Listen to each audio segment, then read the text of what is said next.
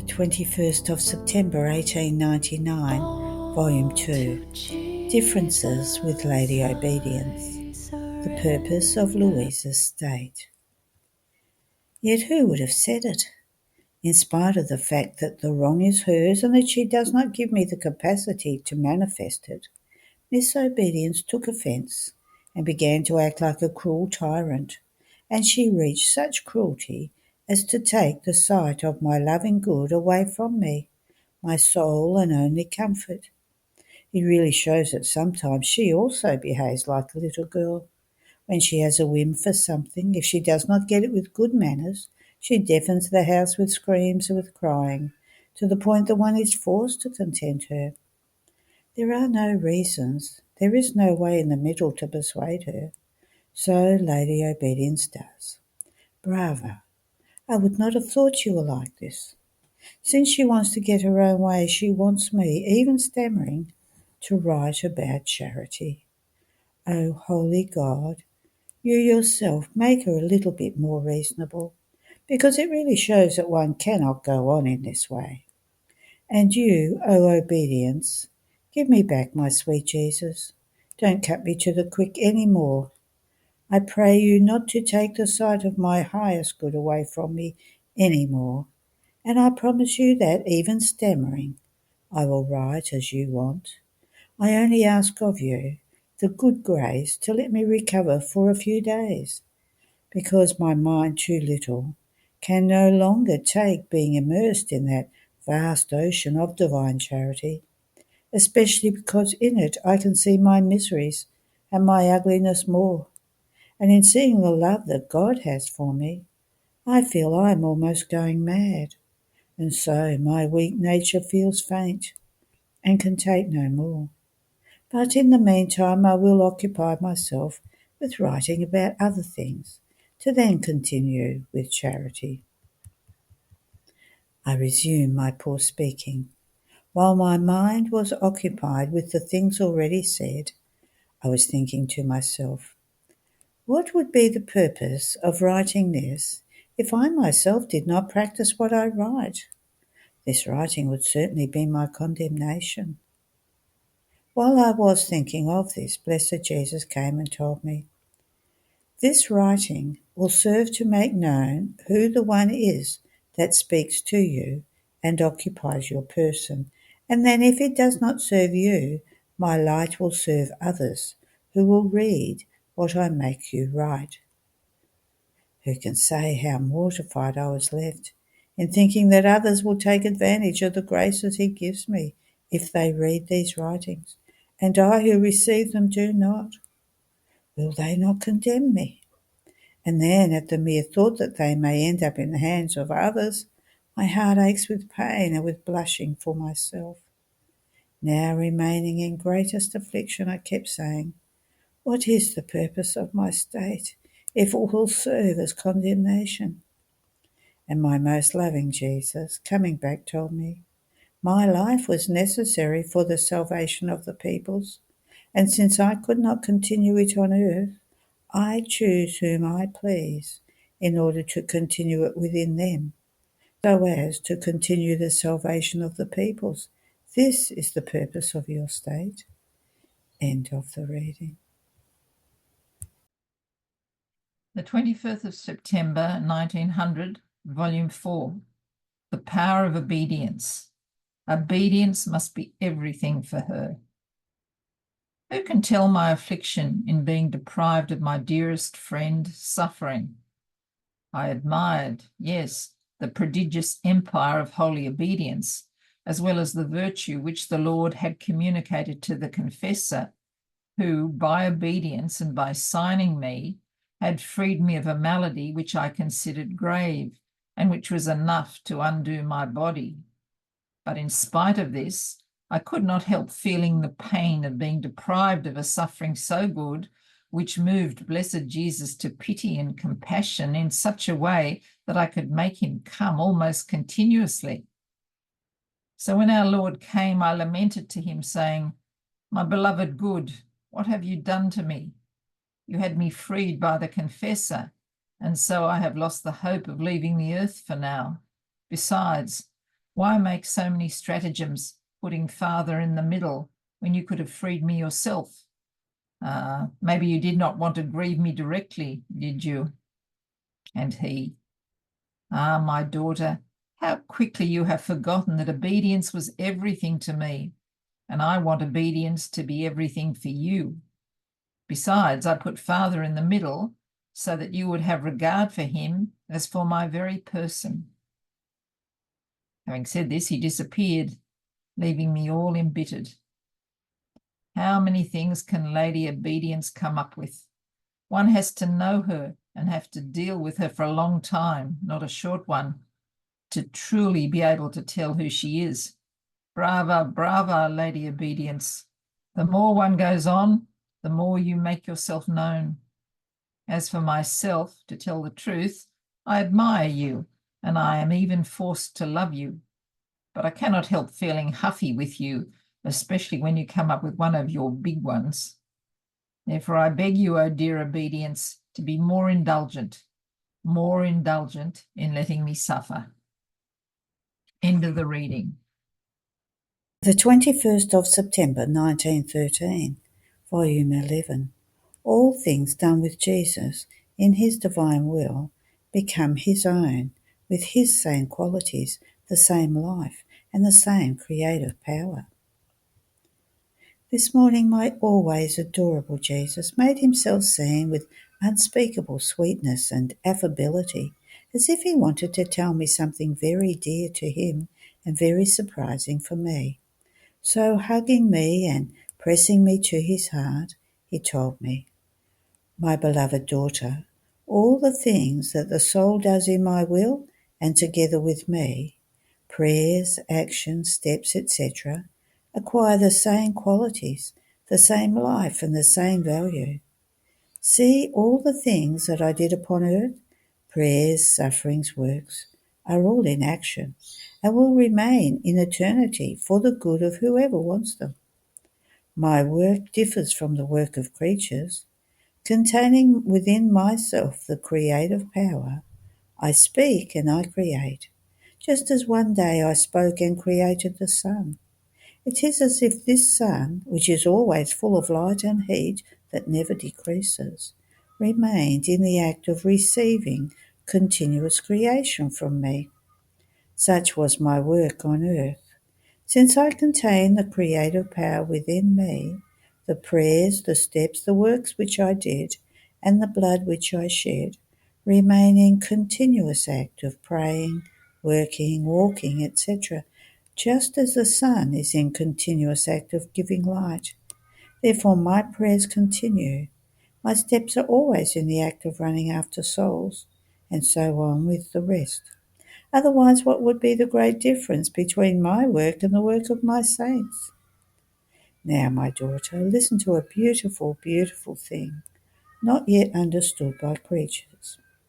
All the things that the soul does together with me and in my will are like my own things, and they remain as her own. The connection of my will and the work done together with me participate in my same creative power. I remained ecstatic with a joy that I could not contain, and I said, "Is all this possible, O Jesus?" And he, "Whoever does not understand this can say that he does not know me." And he disappeared. But I cannot say it well, and I don't know how to explain myself better. Who can tell all that he made me understand? Rather, it seems to me that I've just said nonsense. End of the reading. The 21st of September 1920, Volume 12. The acts in the divine will remain confirmed in it. I was doing my acts in the most holy will of my Jesus, and moving in my interior, he told me, "My daughter, as the soul does her acts in my will, her acts remain confirmed in it. So if she prays in my will, as her prayer remains confirmed in my will, she receives the life of prayer in such a way that she will no longer need to make an effort to pray, but she will feel the spontaneous promptness of prayer within herself. In fact, Remaining confirmed in my will, she will feel within herself the spring of the life of prayer. A healthy eye makes no effort to see, rather, it naturally looks at objects, delighting in them and enjoying them, because it contains the life of light within itself. But a sick eye, how many efforts, how it suffers in looking. In the same way, if the soul suffers in my will, if she works, she will feel within herself the life of patience, the life of working in a saintly way.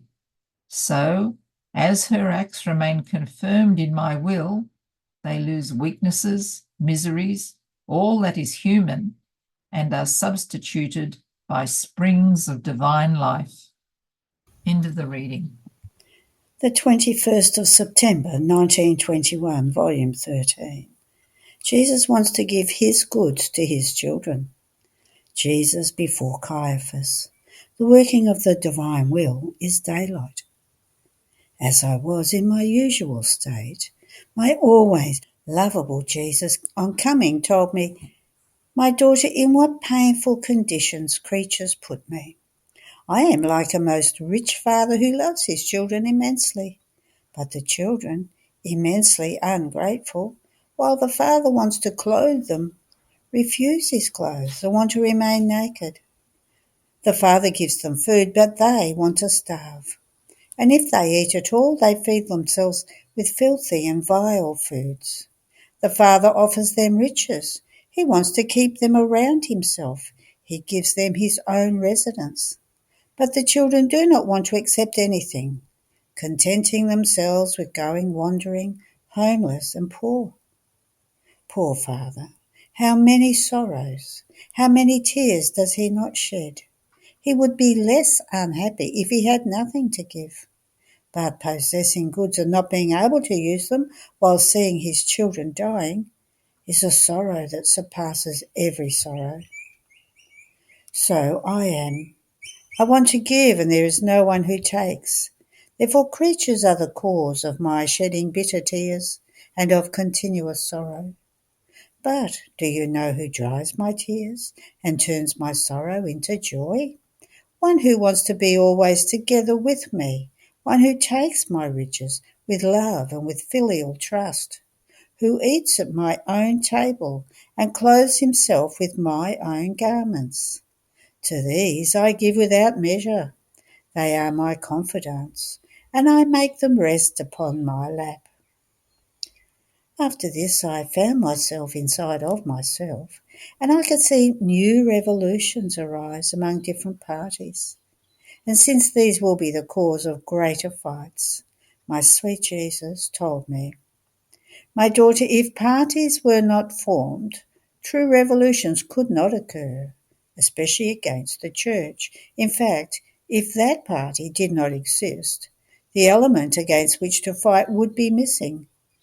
But how many from this party, which apparently is said to be Catholic, are true wolves, covered with the mantle of lambs, and will give many sorrows to my church. Many believe that with this party religion will be defended, but it will be all the opposite, and the enemies will use it to rail more against it." Afterwards I came back into myself, and it was the hour at which my beloved Jesus went out of prison and was brought again before Caiaphas. I tried to accompany him in this mystery, and Jesus told me, "My daughter, when I was presented to Caiaphas, it was full daylight, and my love toward creatures was so great that on this last day I went out before the pontiff, all disfigured and wounded, to receive my death sentence. But how many pains this sentence would cost me! And I converted these pains into eternal days, with which I surrounded each creature, so that by dispelling the darkness from them, each one might find the necessary light in order to be saved, as well as my death sentence at her disposal to find her life in it. Therefore each pain I suffered and each good I did was one more day that I gave to the creature. And not only myself, but also the good which creatures do, is always daylight that they form, just as evil is night. It happens as when a person has a light and 10 or 20 people are near him. Even though the light does not belong to all but to one, the others enjoy the light. They can work, read, and while they enjoy the use of that light, they cause no harm to the person who possesses it. The same is with doing good. It is daylight not only for one soul, but who knows for how many others she can form daylight. Good is always communicative, and my love not only pushed me, but it gave also to the creatures who love me the grace to form as many days for their brothers for as many good works as they do. End of the reading. The 21st of September, 1923, Volume 16. Courage and Fidelity in Trials. Love, the Cross, and the Divine Will made justice in Louisa. The circle of the divine will which embraces the great wheel of eternity. I felt very embittered because of the privation of my sweet Jesus. Everything seemed to be over for me, with almost no hope that he would return to his little and poor exiled. I felt my heart break with pain, thinking that I would never have seen again the one who had lived his life with me and therefore formed my own life. But now my life had disappeared and separated from me. My Jesus, how brutally you kill me. Without you, I feel the pains of hell. While I die, I am forced to live. Now, as I was in this painful state, I always adorable Jesus moved in my interior, and stretching out one arm, he held me tightly to give me back life, and told me, my daughter, my will wanted to make justice of you. This was necessary in order to test your fidelity, since all my attributes concur in all my works. And when the generations will see all that I poured into you, surprised, will say, how could she not do all this after all the graces he gave to her? My justice will show the trials it made you undergo, and will say to them, I made her go through the fire of my justice, and I found her faithful. Therefore my love has continued its course. Even more, you must know that the first one to make justice of you was my love. How many trials did it not make you go through in order to be certain of your love? The second one was the cross, which made severe justice of you to the extent that my will, drawn by my love and by the cross, wanted to descend into you and make you live in it. But also, my will did not want to be outdone by my love and by the cross, and to be more certain, it jealously withdrew, making justice of you to see whether you would continue your flights in my will without me. Upon hearing this, I said, how could I continue those flights without you? I lacked light, and if I started, I could not finish, because the one who, making everything present to me, made me operate for all, allowing me to bind all the relations between the Creator and all creation, was not with me. My mind was swimming in the empty space, finding no one. How could I do them? And Jesus, your starting was doing, and your pain for being unable to finish was completing. Therefore, it takes courage and fidelity. With a little test, one is always more certain and sure. And then, if not even my Queen Mamma was spared from these trials, would you want to be exempted from them? Then, after some time, he came back again, and he made himself seen inside of me in the middle of a circle upon which he invited the souls to go in order to let them walk on that circle. I got on it, never to descend again, and my adorable Jesus told me, my daughter, this circle is my eternal will, which embraces the great wheel of eternity. All that is contained in this circle is nothing other than all that my humanity did in the divine will, to impetrate that my will be done on earth as it is in heaven. Everything is prepared and done, There is nothing left but to open the doors and to make it known, so that man may take possession of it. It was said about me when I came upon earth to redeem man, that I was going to be the salvation and the ruin of many. The same will be said now, that this will of mine will be either of great sanctity, since my will is of absolute sanctity, or of ruin for many. See, while rotating upon this circle, it is necessary to look inside, never outside of it, because inside there is light, knowledge, my strength and my acts as help, attraction and life, in order to take the life of my will. Outside of it, there is none of this.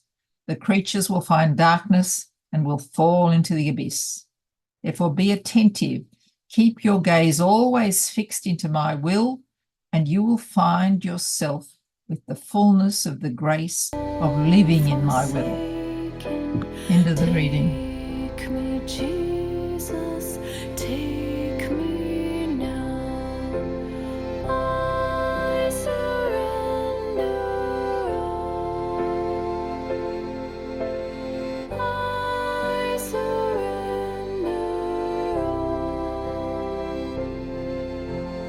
all to Thee, my blessed Savior. I surrender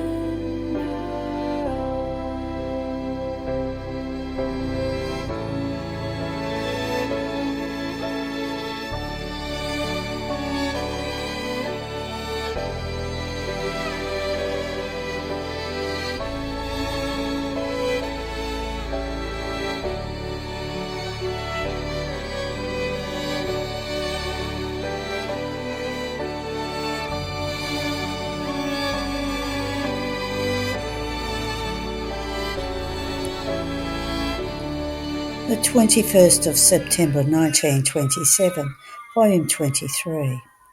How the soul who lives in the divine will places the acts of it in exercise. How the truth is perennial life and continuous miracle. I was going around throughout the whole creation, asking for the kingdom of the supreme fiat in each created thing. And my adored Jesus, moving in my interior, told me, "My daughter, since all created things are fixed in God, as you ask for the kingdom of my divine will in each of them, the created things move in God and ask for my kingdom. Each of them forms its supplicating wave, the incessant motion to ask for what you want.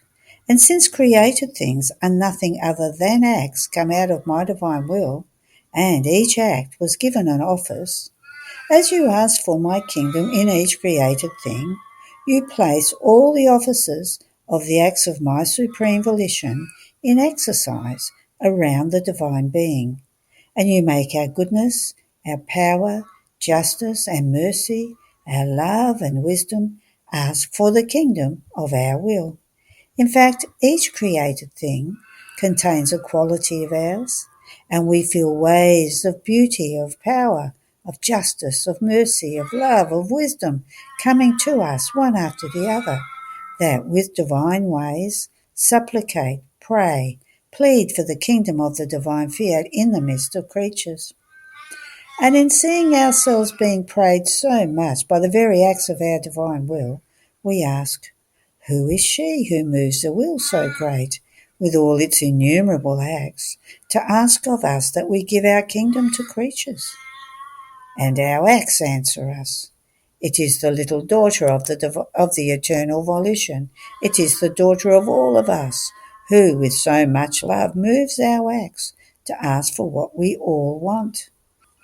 And in the excess of our love we say, it is the little daughter of our will. Let her do it. To her it is given to penetrate everywhere. Let her pass freely, because she will not do anything nor ask for anything but what we ourselves want. After this I was thinking about all that my adored Jesus had told me on his divine will, and it was as if I wanted additional and more sure proofs that it was Jesus who was speaking to me. And Jesus, coming out from my interior, told me, "My daughter, there is no proof that it is more certain and sure, and that can do greater good both to you and to others, than my having manifested to you so many truths. Truth is more than miracle. It brings permanent divine life within itself. And wherever it reaches and in whomever listens to it, it bilocates the truth together with its life to give itself to whomever wants it. Therefore my truths are perennial light, not subject to being extinguished, as well as life that never dies. What can a truth of mine not produce? It can form saints, it can convert souls, it can dispel darkness, and has the virtue of renewing the whole world. Therefore I perform a greater miracle when I manifest one of my truths than when I give further proofs that it is I who go to the soul, or did other miraculous things, because these are the shadow of my power, passing light. And because it is passing, it does not bring the miraculous virtue to all, but is limited to the individual who has received the miracle. And many times not even the one who has received the miracle makes himself a saint. On the other hand, the truth contains life, and as life, brings its virtue to whomever wants it. Be certain, my daughter, that if in coming upon earth I had not spoken so many truths in the gospel, even if I had done miracles, the redemption would have been hampered without development, because they would have found nothing, neither teachings nor light of truth, in order to learn the remedies to find the way that leads to heaven. So it would be with you. Had I not spoken to you so many truths, especially on my adorable will, that has been the greatest miracle I have done in these times, what good would your mission bring? The mission so great entrusted to you, of making known the kingdom of my supreme fiat.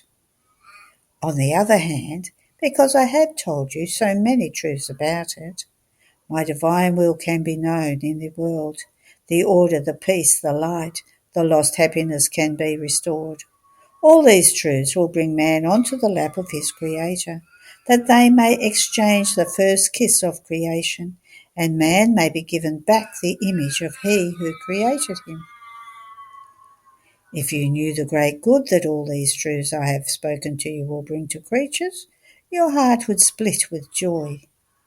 Nor can you fear that the infernal enemy might dare to manifest to you a single truth about my divine will. In fact, before its light, he trembles and flees, and each truth on my will is one more hell for him. And because he wanted neither to love it nor to do it, it changed for him into torments that will have no end. Before the mere word, will of God, he feels himself burnt so much that he flies into a rage, and he hates that holy will that torments him more than hell. Therefore you can be sure that will of God and infernal enemy never get along, nor can they be together or close. Its light eclipses him and hurls him into the chasms of hell. Therefore, what I recommend to you is that you let not even one truth or a simple word on my divine will be lost, because everything must serve to perform the chain of perennial miracles, so as to make known its kingdom and give back the lost happiness to creatures. End of the reading. The 21st of September, 1928, volume 24. How from the beginning of creation, God has always given to man. The siege of the human will. Value of the acts done in the divine volition. Example of the sun. I continued my round in the creation to keep company with all the works of the divine fiat, and together with it, oh, how rich in light I felt, possessor of everything. It seemed to me that everything was mine, because the divine will gave me everything, and by going around in it, I received everything. And my sweet Jesus, coming from within my interior, told me, Oh, how rich and ruling the little daughter of my divine will is in the midst of our works. They are so many that she cannot embrace them all, and we, delighting in seeing her in the midst of our works, keep repeating to her, everything is yours, for you we have created it, to see you rich, beautiful, and ruling. And you, repeating the contest with us, say to us, how many beautiful works I have that I can give you. All of your works are mine, and I return them to you into your arms as the glory and triumph of your works. Indeed, from the moment we created the creation, we have always, always given to man without ever ceasing, while he has given us nothing. And if he tried to give us, they were things extraneous to us, meagre, unworthy of us. But when our divine will is recognized and the creature comes to live in it, she will take possession of our works. Then will we cease to give, because we have given enough, so much that she will not be able to embrace them all. And the creature will begin to give to her creator, and she will give us not things extraneous to and unworthy of us, but our own things, the fruits of our own works. Oh, how glorified, loved, and honoured we will feel. So the knowledge of the divine fiat, the return of its life into the midst of creatures, will open the contest between creator and creature. She will be able to give to us, and we will be able to let her possess. It will be the return of our works into our womb. Therefore, let your flight in our divine fiat be continuous, that we may give you everything and you may give us everything. Moreover, one who lives in our will lives of light, and with the power of its light, our will has the virtue of knocking down all evils, of taking life away from passions, of dispelling darkness. Therefore, with its light, the divine will has the virtue of rendering the creature incapable of doing and of receiving any harm. Who could ever wage war against the light? No one. Who could ever say, I can prevent the passage of light? No one. And if anyone tried to do it, the light would laugh at him, and with its triumphing virtue, it would invest him, pass him from above, from below, from everywhere, and making fun of him while following its course, it would keep him under its power and pressure of light unless he went to hide himself in some dark abyss. Does the sun not do this? Much more so does the Son of my will. And the soul who lives in this light does nothing but expand the capacity of her intelligence to be able to receive more light. So each act done in my divine fiat forms with its light the void in the human mind to be able to communicate more, greater light. After this, I was thinking of how the kingdom of the supreme fiat could come. And my sweet Jesus added, my daughter, all things in my hands can be means to obtain the intent that my divine will be known and reign in the midst of creatures. I will act like a king when he wants a city to surrender to his dominion. He lays siege to it. He makes its people touch with their own hands how, if they do not surrender, he will make them die of starvation. And when the people see that they lack the means of life in order to live, they surrender. And the king will lift the siege and, ruling, will enter the city and will provide, in a superabundant way, all the means of life. He will give them feasts, amusements, and will render that people happy. So I will do. I will lay siege to the human will. I will embitter and destroy what serves to nourish it, and therefore many chastisements will occur that will be nothing other than the siege I will lay to all that is human, in such a way that tired, disillusioned, they will feel the need for my divine fiat to reign in their midst. And as soon as it sees that they long for it, it will take dominion. It will provide them with everything in abundance and will render them happy. Therefore, you have no concern. I know how to dispose all the events in order to obtain the intent. Then I was thinking to myself about the great value of our acts done in the divine fiat, which is such that while the act is one, it can extend to all.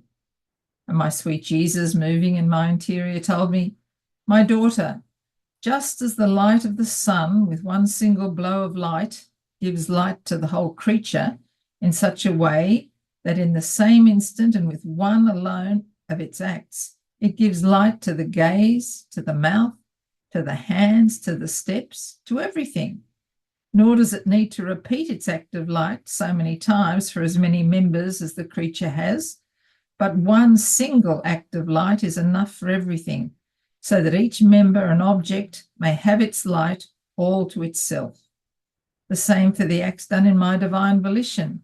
Since they are children of the light of my divine will, with one single act, it can make light for all. It can extend everywhere, because it is a virtue and property that the light of my divine fiat possesses within itself, that with one single act, it can give light to all. And if there can be any difference, it is on the part of those who receive it. One who is disposed takes the good of the light and profits from it. One who is not disposed, even though he feels himself full of light, does not take the good it contains. It happens as to the sun that gives light to all, and no one can say, to me it does not give its light. And since all can receive it as they please, it provokes no jealousy. However, there can be great difference.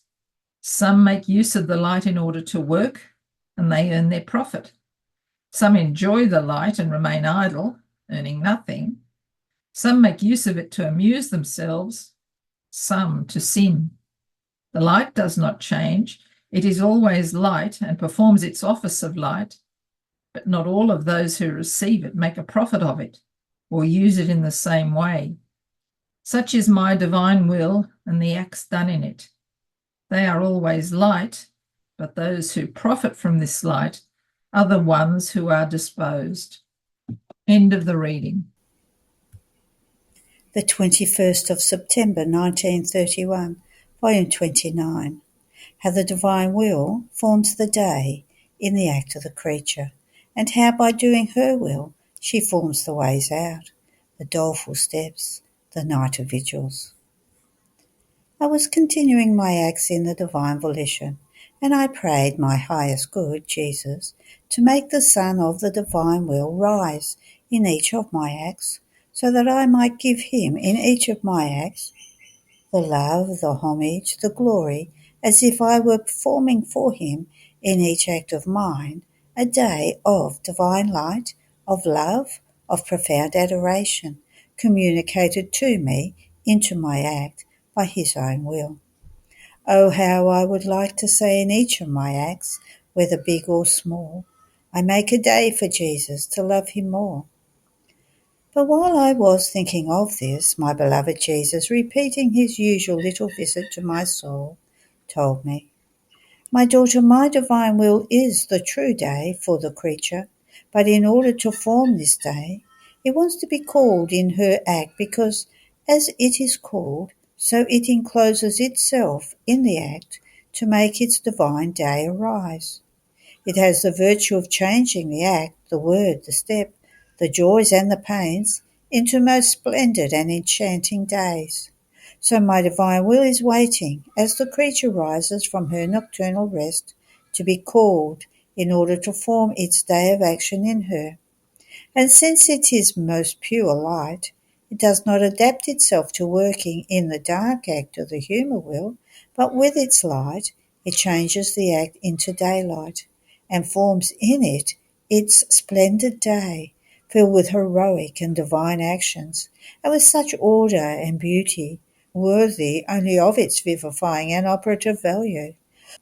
With such order and beauty, worthy only of its vivifying and operative virtue, it can be said that it is waiting behind the doors of the act to the creature, just like the sun behind the windows of the rooms, such that even though outside there is much light, the rooms are in the dark, because the doors have not yet been opened to it.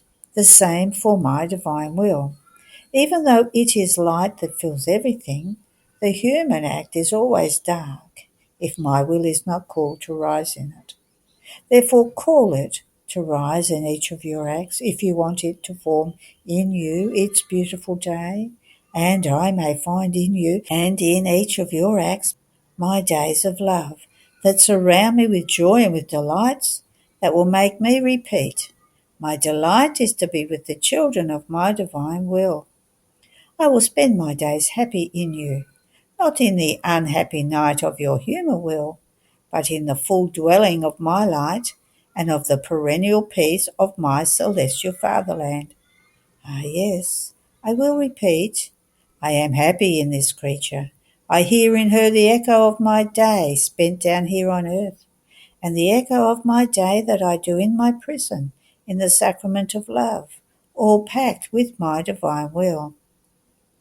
So if you want to render me happy, let me find in you the operating virtue of my divine will that knows how to form for me my beautiful days of most refulgent light, all strewn with the ineffable joys and with celestial happiness.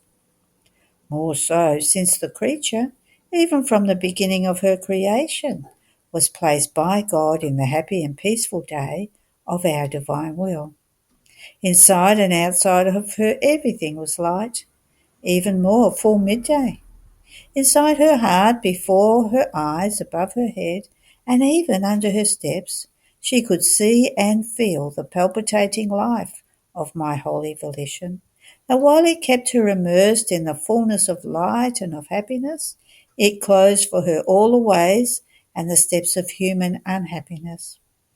And the creature, by doing her human will, formed for herself the outlets, the unhappy ways, the doleful steps, the thick darknesses, in which she herself formed her own unhappiness, the tortures, the pain, the oppressing night, not of rest, but of vigils, of passions, of agitations, and of torments. And this in my very divine will.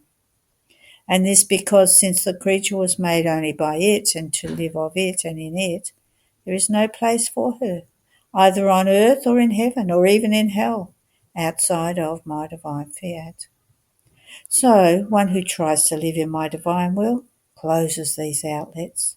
Each of her acts in it suppresses the unhappy ways that she has formed, makes the doleful steps disappear, suffocates the night, makes rest arise, and puts an end to all her evils. Rather, my own divine will, as it sees that she wants to live in it, caresses her, puts her in feast, and helps her to suppress the outlets. It closes the doors to her evils, because we neither want nor do we love for the creature to be unhappy. It dishonours us and forms her sorrow and ours. Therefore we want to see her happy and of our own happiness. Oh, how painful it is for our paternal heart to possess immense riches, infinite joys, and to see our children in our own house, that is, in our own will, poor, starving, and unhappy. End of the reading. There are no more readings today. Have a blessed day.